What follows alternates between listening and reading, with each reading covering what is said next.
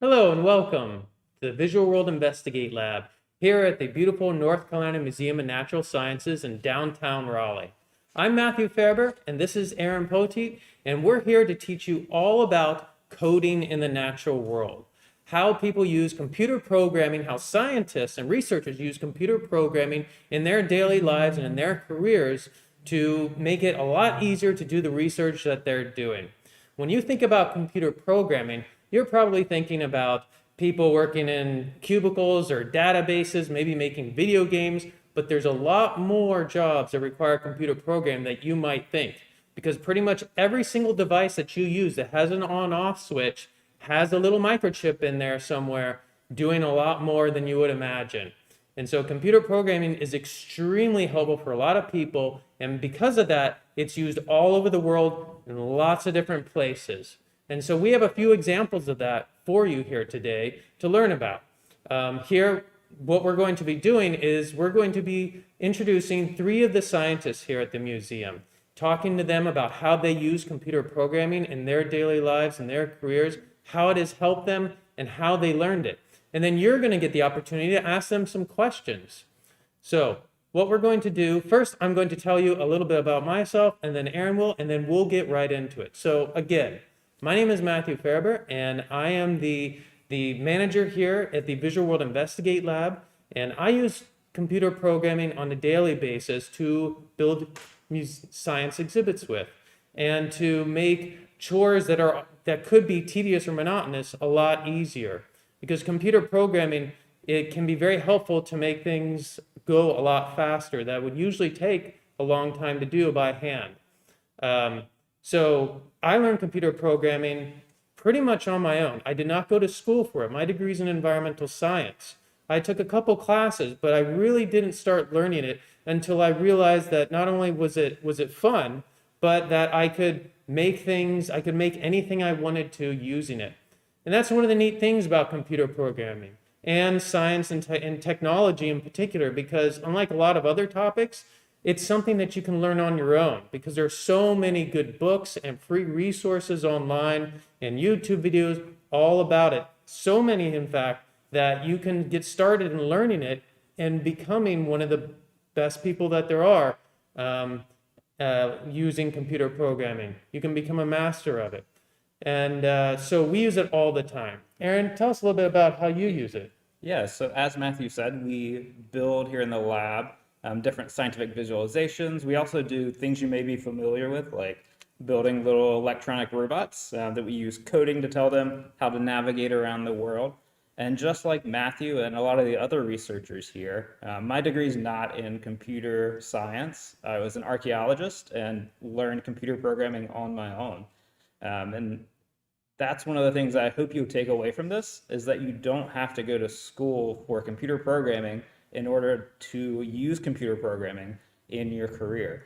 And it's very useful for all of us here. I don't think we could do our jobs or the research that we do without computer programming. That's right. So without further ado, why don't we get into learning about the first researcher? His name is Dr. Patrick Troyhart, and you're going to learn a little bit about him now, and then you'll have the opportunity to ask some questions. So while you're watching this, think about any questions you might have, and then type them in the chat. Type who you are, where you are, what school you're from, and we'll read them live on air. Can you tell us a little bit about yourself and something about your favorite projects that you've been working on? My name is Patrick Troyhart. I am the assistant head of the Astronomy and Astrophysics Research Lab at the North Carolina Museum of Natural Sciences. And I'm an astronomer. I enjoy studying spiral galaxies and understanding their shapes and structures and what that can tell us about things that are harder to measure within a galaxy itself. So some of the underlying physics that create those shapes and structures that we see, and how they're related to other things within a galaxy. And so one of my favorite projects is actually a project that just ended, and it's a citizen science project called Spiralgraph. And what we did was we had people look at thousands of spiral galaxies, and we had them essentially trace out the spiral structure they saw within each one of these images. So that way we could measure the spiral structure of these galaxies. And what we've what we've seen previously in what previous astronomers have done was they've found a relationship between the tightness of the wrapping of the spiral arms in spiral galaxies and the masses of the supermassive black hole in the centers of galaxies, the amount of dark matter within a galaxy, the size of the bulge within a galaxy, and a few other parameters. And the reason why it's interesting is because measuring the spiral structure of a galaxy is actually pretty easy, and it can be done very quickly. Whereas trying to measure the mass of a supermassive black hole, the amount of dark matter, the mass of the bulge in a galaxy, that's all more complicated and harder to do. It takes a lot of telescope time, which is essentially expensive. And in order to do that, you have to spend a lot of time with a telescope, with a large telescope on each galaxy. Whereas we can just take thousands of images and just kind of run through them very, very quickly and measure these parameters. How has coding helped you in your field? So astronomy is basically all coding at this point. Back in the early days, astronomy could be done without computers. It could be done with pencil and paper or things like that. But nowadays, with digital imaging, everything is digital at this point in astronomy. So there's no way to there's really no way to do astronomy anymore without actual coding involved. And especially with the large amounts of data that are now available, you really need to be able to do some programming in order to do this. So one thing we've done is with that citizen science project is, so here's an example. Let me see if I can turn this a little bit. So the image that you see here, which is, you may not be able to see very well, but that's also good because in reality, it's kind of hard to see what this image is anyway. But this is an image of a spiral galaxy. And the issue is in this image, the galaxy itself is not much brighter than the background. And so it's hard to see the structure in the galaxy. But what we do is we show this image to volunteers. We have volunteers trace out that spiral structure. And so we know the coordinates of each one of the points that the volunteers traced out. And we take every volunteer's tracings, which is done independently. And then what we do, we stack all those tracings on top of each other and create a composite image, which is what you can see right here. And this is the result of 15 people independently tracing the image of the spiral galaxy, and creates this resultant kind of composite image. And again, we had to write the code in order to do that, in order to add all that together and create this image. Are there any big questions or mysteries in your field that someone with coding experience might be able to help you answer? Yeah, so again, like I said, astronomy nowadays is just, it's all computer programming. And the issue is that bigger telescopes are coming online in the near future. And one of these telescopes is predicted to produce about 1 terabyte of data per night. And that is way more data than any person could actually analyze and look at, individually. So the issue is that we now have to create programs and essentially artificial intelligence to sift through all of this data night by night to pick out the useful information, the things that people are interested in, or at least flag it. So that way astronomers can actually get out the information that they want. Because essentially creating a terabyte of data or more per night results in tremendous storage issues as well. So so astronomers will then have to start deleting data as well. So we need to be able to quickly and efficiently sift through all that data and determine what's useful and what isn't before it actually, gets deleted and replaced. So that's one issue. I mean, that's one practical issue that's going to come up in the near future that people are working on right now. But also, I mean, just in general, there really is a tremendous amount of freely available astronomy imaging data available right now. And there's more data than can actually be analyzed. So there are a lot of citizen science projects now kind of sifting through that data where they just have volunteers looking at images and identifying specific things that astronomers are interested in. But also there's, people are developing AI programs as well to kind of help measure parameters and like thousands of images. So there's actually a lot. There's actually a lot that can be done with computer programming in astronomy at this point. I mean, it's basically all computer programming at this point.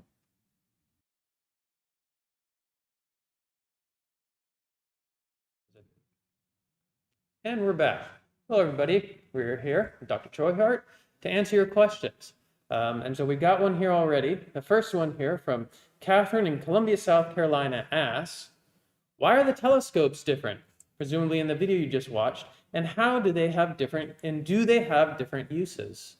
Yeah, so those different telescopes that we have, they're for, we just do like public observing events here at the museum. And those telescopes are just basically, essentially different magnifications. So we have that larger, bigger blue one kind of in the middle that you saw in the middle depth. That one we use for nighttime observing mainly. And then the closer one that you saw that was smaller, had like an orange stripe on it. That's one we use for actually for daytime observing. So we use that for looking at the sun, but we have a special filter that we can put on the objective lens. So the lens that points toward the sun, we put a filter that blocks out like 99.9% of the sunlight, so that way we can safely look at it. And so that way you can see the lower atmospheric layer of the sun, so you can see sunspots and things like that. Very cool. All right, another question here from Spencer in Columbia, South Carolina. Were the volunteers educated in this kind of thing? No, most of them were not, although some of them were very knowledgeable. But I had volunteers in the project from like everywhere, from all walks of life. I mean, I've had like older people, I've had elementary school students helping. No, not necessarily. I mean, we give people instructions on the website as to what to look for and what to do. But generally, I assume that nobody really has a background in it or has, other than an interest.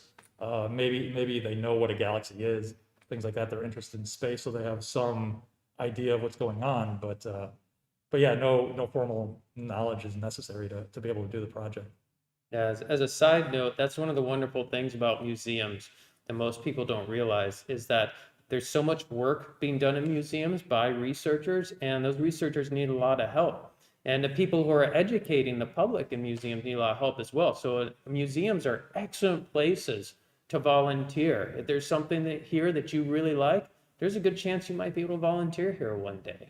So it's always something to keep in mind because it's a lot of fun. You get a lot of really great experience. So let's see here. Ask some more questions here. So when you first learned computer programming, what did you learn, and did you find it difficult? So the very first thing I learned in computer programming, I learned Pascal, and that was in high school. So that was a long time ago. And that was just like a teaching language for just to learn how like programming works, like how programming actually functions. So I learned that, and I don't know. I mean, I found it. I didn't find it super difficult because it was pretty logical, and and I really enjoyed mathematics, and so this is just a mathematical progression of logic. So it made a lot of sense to me. But then, I ended up taking Pascal in community college, and then I ended up learning, or sorry, not Pascal, I ended up taking C++ in community college. And then I took, and then when later on through graduate school and things like that, I ended up learning a completely different language called IDL. And now I use Python. And but overall, programming is pretty much the same. I mean, the logic behind it, the way you kind of structure programs is pretty much the same. It's just different syntax. It's just different ways of doing the same thing, different ways of writing the code to get it to work the same way. But now I mainly use Python because it's very powerful and it's freely available. So.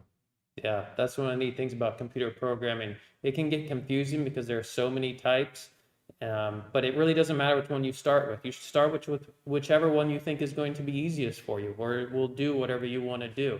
Because once you learn one, then it's a lot easier to learn all the others. All right, so let's see here. Let's do one more question here for now. Is it hard to do that much coding? This is from Carter in Columbia, South Carolina. It's not, well, I mean, if you think about it like on a large scale, like you have to do all this coding to get your project done or whatever, that seems daunting. But really, when you're writing code, you're really just doing little bits at a time.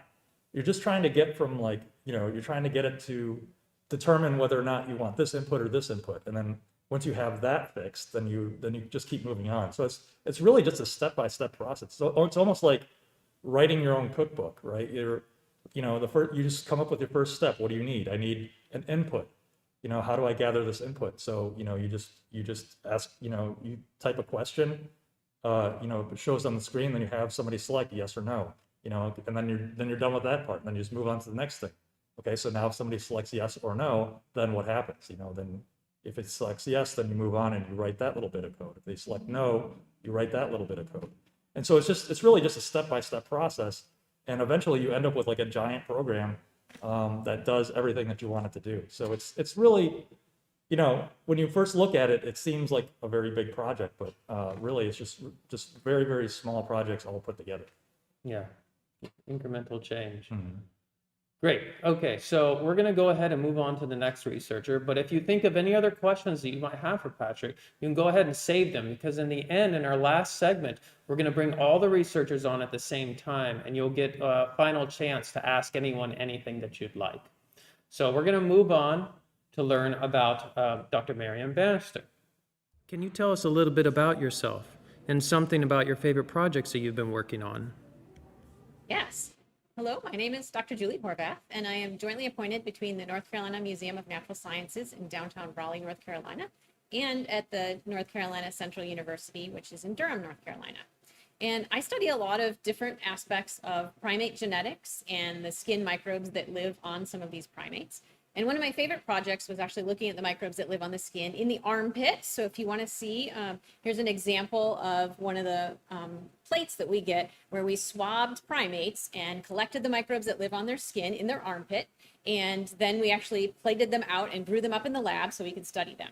And so this project is really important because it tells us a little bit about what lives on different primates, and we can compare that to humans. And then it also tells us that these microbes that live on us produce our body odor. And body odor is really important to choose a mate, but it's also really important because there are some insects that can bite you, and such as mosquitoes, and those are attracted to the way you smell as well. So if we could figure out which microbes live on you and how to change those, we could maybe change the way you smell and change, if you can get a better mate and or reduce the mosquitoes that bite you. How has coding helped you in your field? Great question. Coding is really important for my field. So if you can imagine, we study microbes that live on these different primates, and you can see there are many, many microbes on this petri dish. And so there are thousands and thousands of microorganisms that live on each animal or each person that we swab. And there are so many microbes that live there, it's really hard for us to study them individually. So what we do is we actually sequence their DNA, and then we study little pieces of their sequence using different coding mechanisms. And then we study those and compare those between the different people or the different primates to try and understand which microbes live there and what they're doing. Are there any big questions or mysteries in your field that someone with coding experience might be able to help you answer? My field is still early on in the microbiome realm, so we often know which microbes live on different people or in different places, but we often don't know what those microorganisms do. And so we're studying these bacteria and fungi that live on different animals in different environments, and we really need to use coding to try and tell us which things live in different places, and then try and connect that to why they might live in one place versus another. So there's still a lot of information to try and figure out and help us understand which microbes live on different people and animals, how that connects to disease, whether you're going to get an infection from one of these microbes, or how that connects to whether or not mosquitoes will bite you more or less based on the way you smell, based on the microbes that live on you. So there's a vast realm of possibilities for using computer science and genetics and microbiology.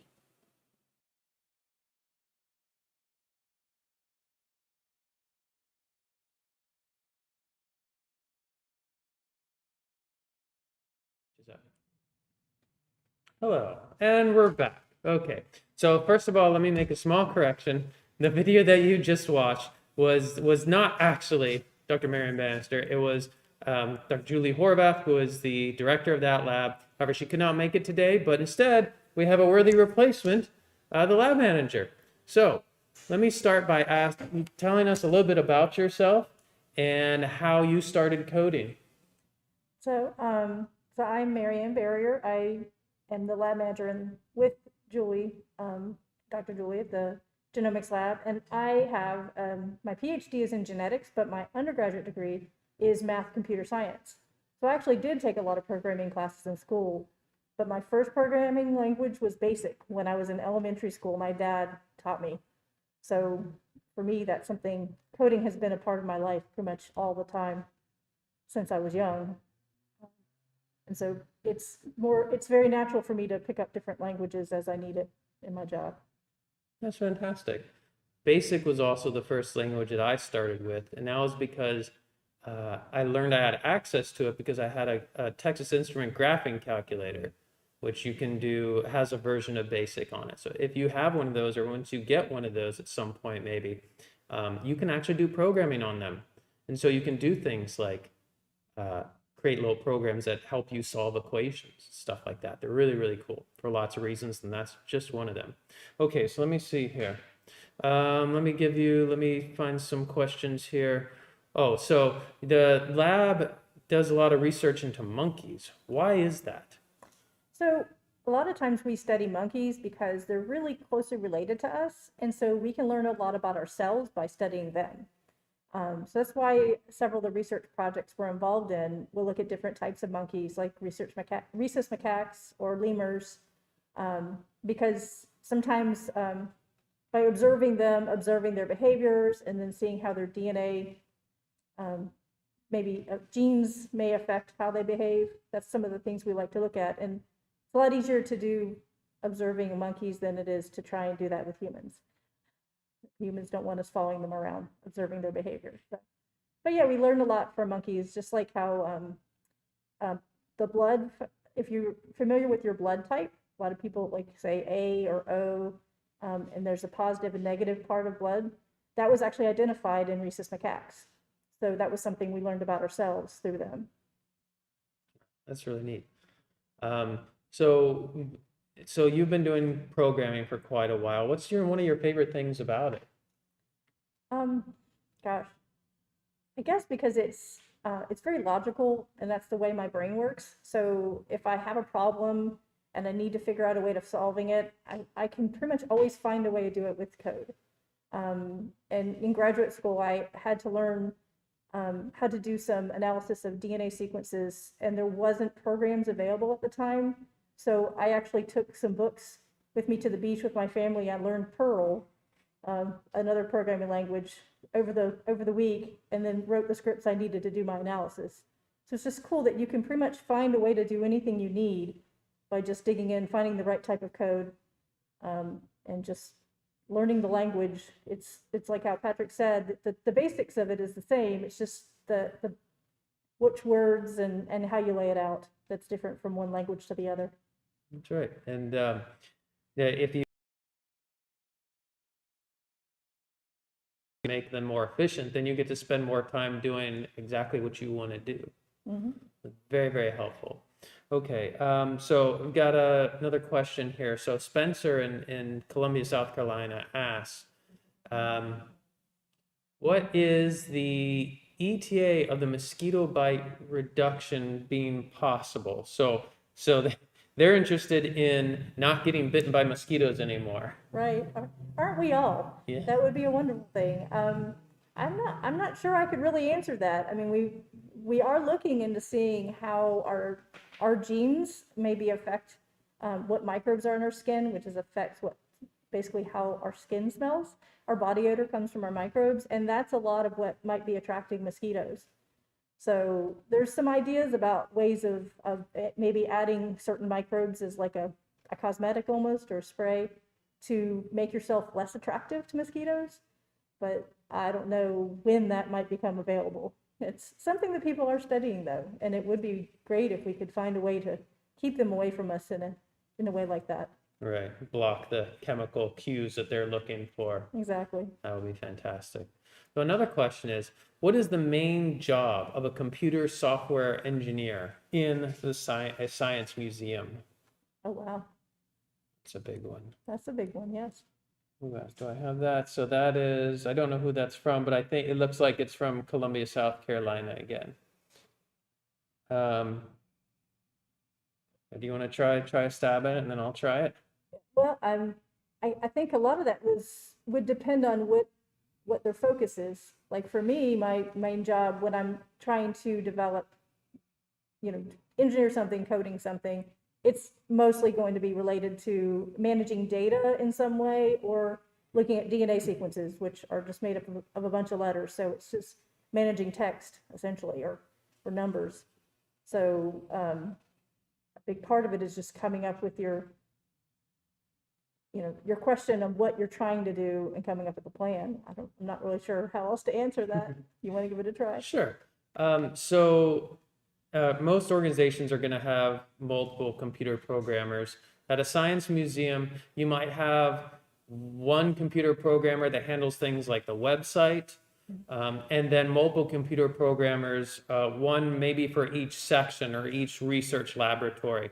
And so they're going to be focused on working on whatever research is being done in those particular laboratories, which brings me back to another point that I was trying to make in the beginning, in that since computer programming is used in all careers and in all fields, if you like computer programming, but there's something else that you like monkeys or robots or space, you can combine those interests by maybe doing computer programming in those fields that you also like. So then you, not only is it more enjoyable for you, but you care about it more because you're helping to contribute by doing something that you naturally like to do. So the answer is that there'll be lots of jobs. It just depends upon where you are in the museum or where you are in the organization that you're in. Let's see here. Do you have? Let's see. I think we need to wrap this up and move on to the next researcher here. Thank you very much. And again, if you have any additional questions, you can save them for the end. But now we're going to learn about our last researcher for the day. And that is Eric Ledson, and we'll watch a video about him and then type in any questions you might have. Can you tell us a little bit about yourself and something about your favorite projects that you've been working on? I'm Eric Lund, Paleontology Lab Manager here at the North Carolina Museum of Natural Sciences. One of my favorite projects that I'm currently working on is this 66 million-year-old Triceratops skull that we collected from eastern Montana. And currently, I am working to remove all of the matrix that surrounds it and expose the bone. How has coding helped you in your field? Many ways. One of those is trying to figure out the historical relationships between dinosaurs. Another is creating 3D models. So we scan surfaces and then we can make 3D models of the dinosaurs. Are there any big questions or mysteries in your field that someone with coding experience might be able to help you answer? There are many questions that we still don't have the answer to. And one of those is how many dinosaurs were there really? And coding can help us figure that out.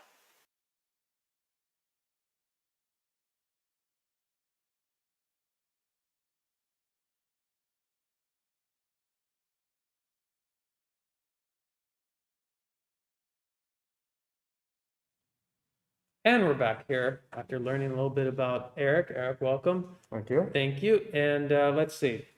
We don't have any questions here yet that have come in. So let's begin with, how did you first learn computer programming, and did you find it difficult? Yeah, so I had to learn computer programming basically on my own, sort of as my schoolwork, graduate work, or my research dictated or needed. So it was just sort of figuring out what worked for me and what I needed to do to get that work done. So everything was sort of on my own. I didn't take any classes to sort of figure this stuff out. I see. And so one of the reasons why we haven't taken, many of us have not taken a lot of these classes, is because they're often not required in schools. That's starting to change. But what that means is that there are few people that graduate high school or college with skills in computer programming. And what that means for you is that if you're interested enough to learn it on your own, or take some or take an elective class to learn a language, that gives you a skill that most people don't have, a very valuable skill that is sought after by lots of different organizations, lots of different industries. So it's worthwhile seriously thinking about learning it however way you can, because it's very useful, and it'll help you to stand out from many others that are trying to get the same sort of job that you're trying to get. Okay, let's see here. Here's a couple questions. Markel asks, how does coding help you define how many dinosaurs there actually were? Yeah, so I use coding to figure out the historical relationships of dinosaurs. And so that sort of helps us get at that question of how many dinosaurs were there. And we so basically take a matrix of presence, absence characters and try to figure out how dinosaurs are related to each other.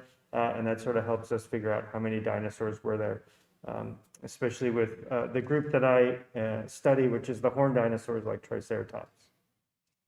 Okay, another question here from Spencer in Columbia, South Carolina asks, where was the skull found? Presumably the one in your video. Yeah, so that skull, it's a skull of a Triceratops. It was found in eastern Montana. We found that in 2016 and started digging it up over 2 field seasons, 2017 to 2018, and then got it back to the museum at the end of 2018. So, Very good. Okay, let's see here. How long have you been working on that skull? yeah, so a couple years now. So opened up that jacket in 2019, in September 2019, and been working on it ever since. And due to the pandemic, work has slowed down a bit, but it continues. And have you found any rare skulls in your search, and how hard is it to find these? Yeah, great question. So I have found rare skulls in my career. One of those being the skull of Nasutoceratops, comes from southern Utah, and it is extremely difficult to find skulls of dinosaurs, even though dinosaurs were huge. So when we're out looking for dinosaurs, we tend to find just pieces and not even whole pieces, just bits. Because dinosaurs went extinct 66 million years ago, there's been a lot of time, a lot of earth processes that have caused erosion, and they tend to just be broken up. So it's quite difficult to find whole skulls like you saw in the video. Okay. And where do you do your searches? So I've been fortunate enough to be able to look in many places around the world, Madagascar, East Africa, but recently most of the work takes place in Western United States, in New Mexico, Utah, and Montana. Very good. All right. So, yeah, so just like we've asked everyone else, how did you first learn computer programming? Did you find it difficult? So I did find it difficult because it was a language that I wasn't familiar with, and I just learned it on my own. So without much instruction, just kind of try to figure it out as my grad program or my research required. I see. All right. Well, let's see. Let me see if there are any other questions coming in. No. All right. Well, we're going to go ahead and transition to the final segment, where we're going to bring everyone on and ask any final questions and have any concluding remarks for the whole group. All right. So we'll be back here in just a moment.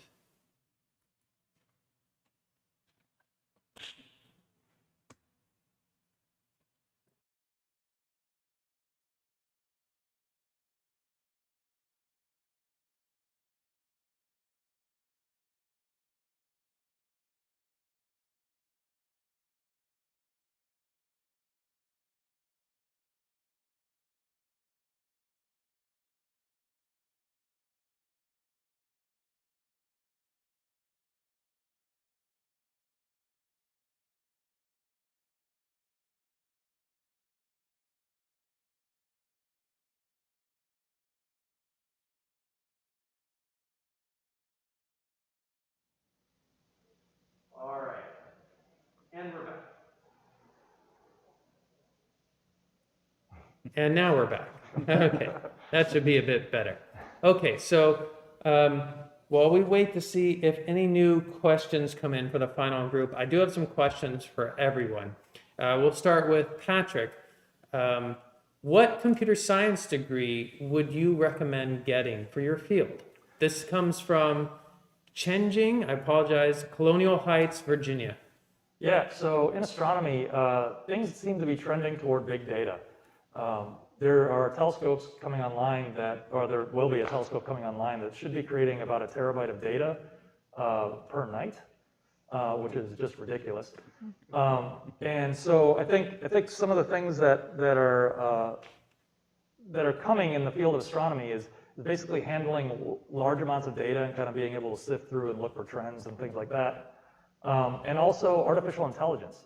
And again, for basically the same reason, to be able to sift through data automatically and find trends and find correlations and things like that, that maybe people aren't able to see or aren't able to do quickly enough. So I think kind of the cutting edge kind of things with artificial intelligence are important.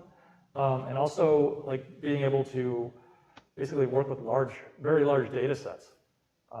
So, I mean, specifically what those degrees are, I don't know. But yeah, like those are the kinds of problems that are coming up in astronomy. What would you say is the hardest part of your job?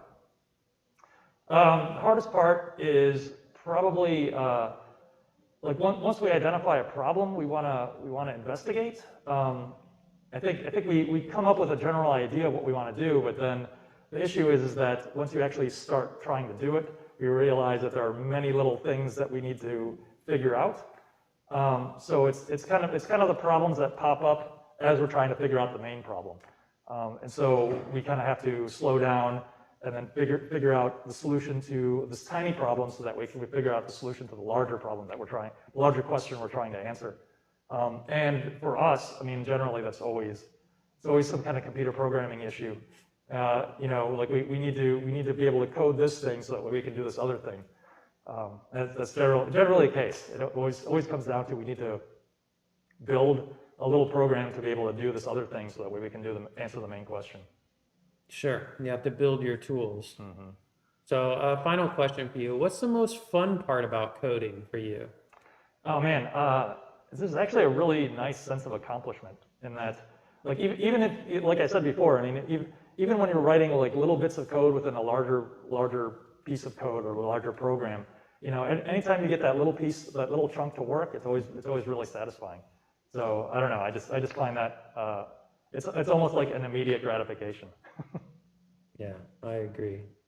All right, Eric, same to you. What computer science degree would you recommend getting for anyone who's interested in your field? Yeah, so similar with Patrick, sort of crunching a lot of data. So as more and more people are looking at more and more dinosaurs, and as we get more and more data, it will just be crunching those numbers and trying to figure out how to handle all the data that we're getting. And so that's I would look at sort of ways to do that. I see. All right, and what would you say is the hardest part of your job?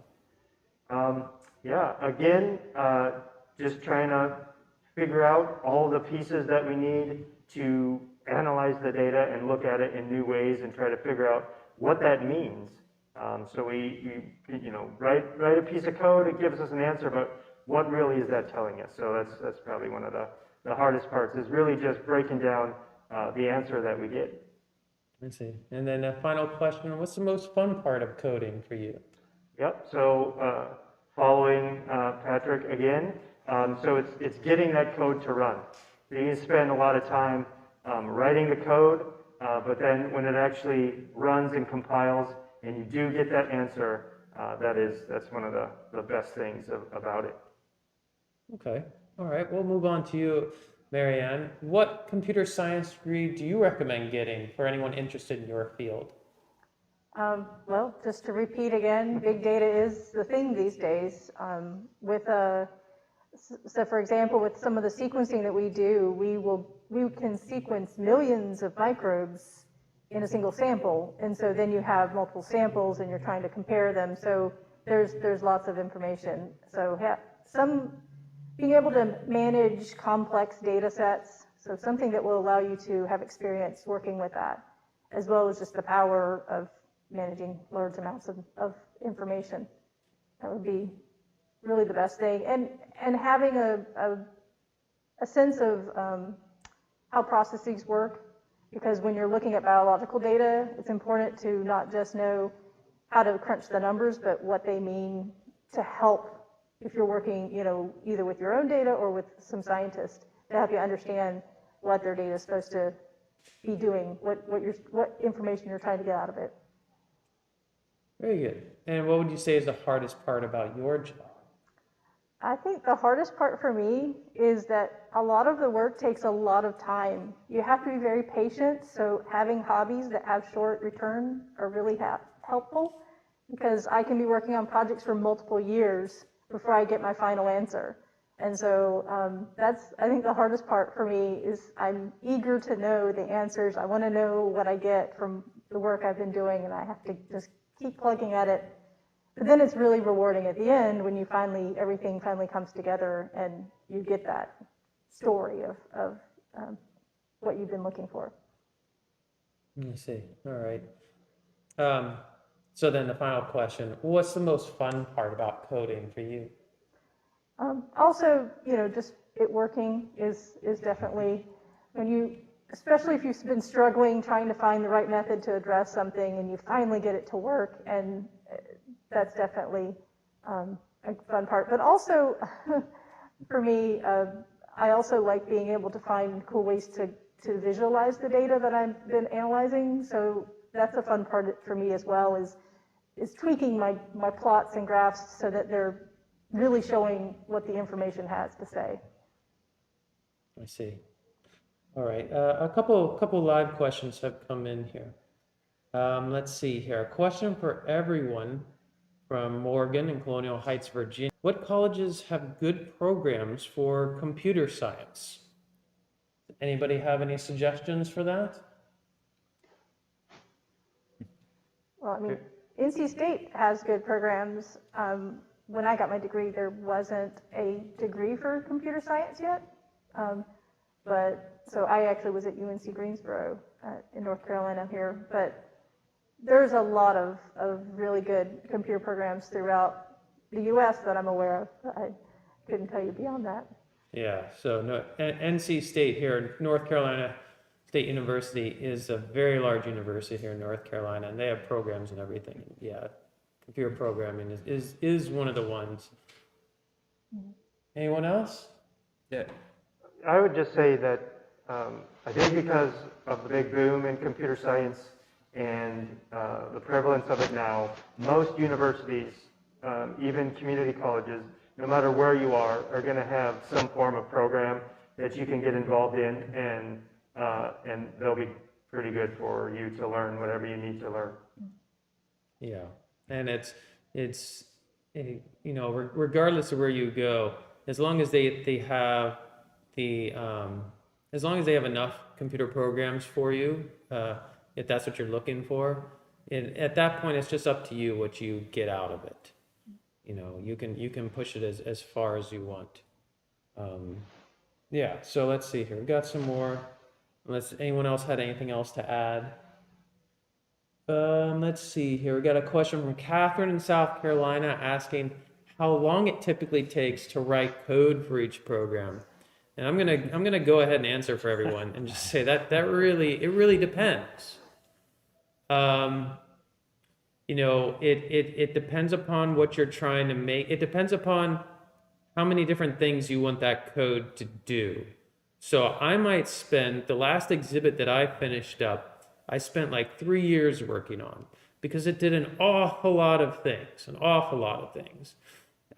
Yet just last week, I wanted to build this right here.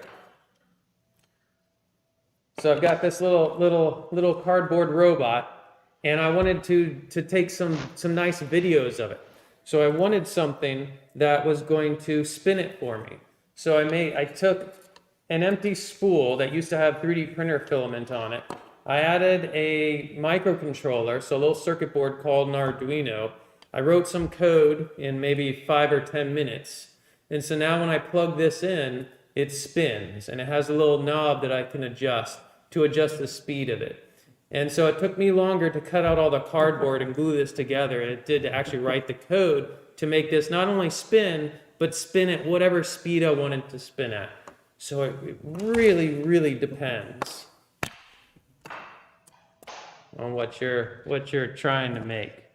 When you're learning for the first time, you're going to be starting with small programs, and then you're going to add all those small little things that you learn. You're going to end up adding them together, combining them to get them to do more things, more complex things. What can students do now to learn more about coding? That's a great question.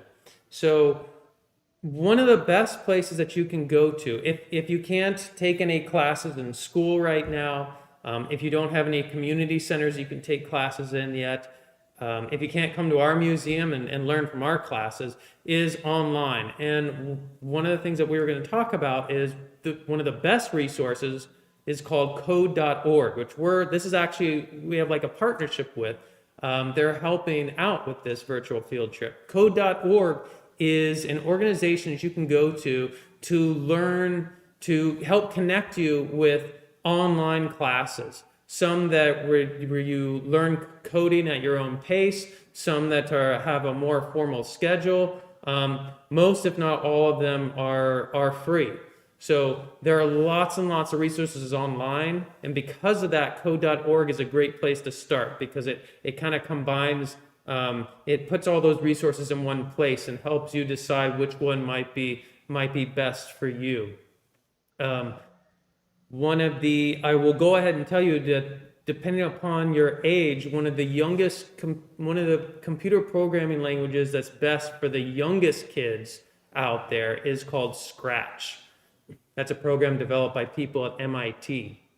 It's a very visual language that uses like little puzzle pieces and has been used by many other programs and many other coding learning resources. So it's maybe something you've already seen before, but that's a free utility that you can use online or download a program for. It's really great. Let's see what else we have here. Jerry in Colonial Heights, Virginia. At one point, does one ever get burnt out on computer programming? Has anyone ever gotten burned out computer programming? Happens all the time, but the beauty thing is you can just, leave it, walk away for a while, and usually that's when things click for me, is if I pound my head against my keyboard for a while, it's not working, I'll just, shut the laptop down, come back, and by that time, I've been able to clear my mind and think about it differently, and then I can usually get it to work after that. So yeah, all the time, happens all the time. Yeah, burnout can be a real problem, especially if you're sitting all the time. Yeah, that's a good question. I know we mentioned earlier that Scratch is a great language to get started with if you're younger. And then a lot of people move on to like Python or a different language, but I'm curious as to what all of our researchers, like what your most used language is, and then if there's a language you're looking to learn now. And I guess we can start with Patrick. Yeah, so in astronomy, for a long time, people were using a language called Fortran, but then that transitioned to, it seems to have transitioned to IDL, which is a proprietary language written by a company. And it's the reason why people use it is because it's very easy to create plots. It uses, I think it's used in the medical field, and it's also used in astronomy because there's a lot of imaging in both fields. And so it's able to take those images and then create outputs, like plots and things like that very easily. But now things have really kind of transitioned in the field into Python. And that's basically what I'm using now. And I really don't know where the future is going to go with that, but I think hopefully Python will stick around for a little while because I'm still getting used to it. Python's a neat language because it's extremely powerful, but you can find lots of books geared towards kids on how to learn Python. You kind of can start it at almost any age. What else? For me, in the world of paleontology, I use a lot of scripting languages, so writing little bits of script that when compiled together create a whole program, and that gives me a way to analyze my data. So that's how I interface with coding, is mostly through scripting languages. And I mostly enter in through a program called R. And so using R to be able to have a nice basic user interface that I can put in my code, and then it will, I can be able to create beautiful plots, different thing, analyze my data in different ways. So that's how I interface with things. Marianne? I also use both Python and R. It just depends on which part of my analysis I'm doing or what I'm trying to manage, but those are the two most common ones for me right now. And R is one that I had used in the past, but it had been a while, so I'm relearning it right now. I'm getting back up to speed on it.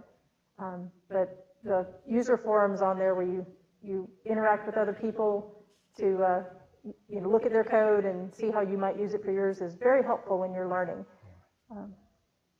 Yeah, and I don't know how frequently Python is taught in school now, but R is pretty common. That's been used by researchers for quite a while now. It's very powerful.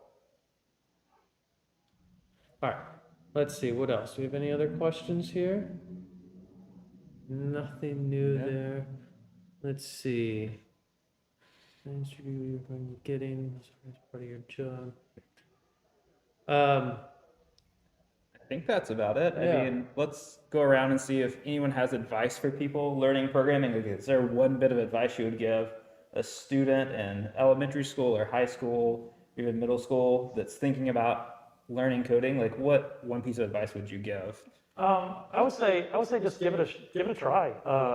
If there's something that you're interested in, like if you're interested in making a video game, or like a very simple video game or something like that, it's as long as you don't try to write it all at one time. If you just think about little pieces of it and just write a little piece every now and then, eventually you'll finish, whatever thing you want to make. So if you just want to make like a very simple video game like Pong or I don't know, Space Invaders or something like that, you spend a little bit of time on it every day. You just learn a little bit, create a little piece, let your spaceship, be able to move up and down, and that's it, and then you just move on and do the next piece. It's, you can actually build something over a period of time. Like you can build something that you actually want to build. And so like in high school, we had the TI-85 calculator that had BASIC in it, and I actually built a Space Invader, a asteroid game on my calculator. It took me many weeks, but I was able to do it. What about you, Eric? Yeah, and I would say one thing would be just be patient with yourself. You're not going to get it right away. And so if you don't get it at first, just keep trying, and eventually you'll get it. So that's one thing, just be patient with yourself. And the other thing is, once you do get it, go back in and annotate your code so that you understand what that piece of code does. I don't know how many times I've written a piece of code and then I've had, for whatever reason, had to just leave that code sit there for a while, and when I come back, if I didn't annotate it, I will forget why I wrote that piece of code. So just put a little sentence in there that tells you or reminds yourself why you did that. And that also helps you to be able to explain it to someone else if they ever say, hey, how'd you do this? And you can share your code and go back in and they can read all your annotations. So be patient with yourself and annotate your code. Yeah, you can say be nice to future self. And last, Marianne. I guess one recommendation I would have is to make use of the online forums for different languages, because there's communities out there that help each other with coding. And so if you're stuck on something and you just can't quite figure out where you're having your problem, a lot of these I found, forums for specific languages where you can go on there and say, hey, okay, here's a little piece of my code that's not working. Can anyone help me? And you can really learn a lot that way. And it's a great community. People are very supportive. So I found that to be very useful when I'm trying to work through something new. Yeah. What about you, Aaron? Advice, I would say, just stick with it. And everyone's kind of touched on this, like be nice to yourself, give yourself time. If you're having a hard time, take a break, go do something else, go outside, sit around for a little bit, and it'll probably come to you what you were doing wrong. And when you get back and start working on it again, hopefully you're in a better space and you can figure it out. And if not, Marianne mentioned there's lots of resources online where you can go and someone else has had the same problem you're having. And they've probably figured it out, and there's probably advice there for how to fix yours as well. So just be patient with yourself and don't give up on it. Right. And so the reason that we're all kind of saying the same thing is that not to give up is because most people will. Most people that do try, if they don't absolutely have to do it, will give up. They'll think, oh, I'm never going to be smart enough to do this. It's just beyond me. No one in my family does it. None of my friends do it. I obviously can't do it. That's how it ends for most people. What that means is that if you're the one that can stick with it, then you're going to be one of the only people that has that skill, and that's going to help you so much. Depending on when you get out of school and start looking for a job, to get the job that you really want to do, especially if it's in the sciences or in the technology field, it's going to be invaluable for you. So it's really worth your time. And even if you're going to be taking classes in it, it still makes sense to start learning it on your own first, because how would you rather learn something like this for the first time? In a classroom where you're being tested and quizzed, or at home in your pajamas? I mean, I think it's a no-brainer. But aside from that, I'd like to give some technical advice, and that is to save frequently and often. And every time you've made an achievement, no matter what minor achievement, whenever you've done something to your code and whatever you've done works, as soon as you make that achievement, save it as a new file. Because what will ultimately happen is if you only ever have one file and you're saving frequently, if there's a problem, then that's going to be saved in that one file. And if you don't realize it until later, you might have a lot of trouble figuring out where the problem is or where you've broken your code. But if you have all these different versions and each one works the way it should, then you can just go back to a previous version where everything was working. And it isn't a mystery, and you can just kind of start over, and nobody will ever know. So let's see here. So I think that's it for our questions today. Thank you all very much for joining us. Thank you to the researchers here, live from the North Carolina Museum of Natural Sciences at the Visual World Investigate Lab. We all thank you for joining us in this Coding in the Natural World series. We hope that you have fun in your adventures in computer programming. If you're not able to take classes, we hope you check out code.org to find some free resources where you can learn online. And good luck to you. It's a really fun world, and there are lots of people online that'll help you if you need the help. It's worthwhile, and thank you again for joining us. Until next time, goodbye.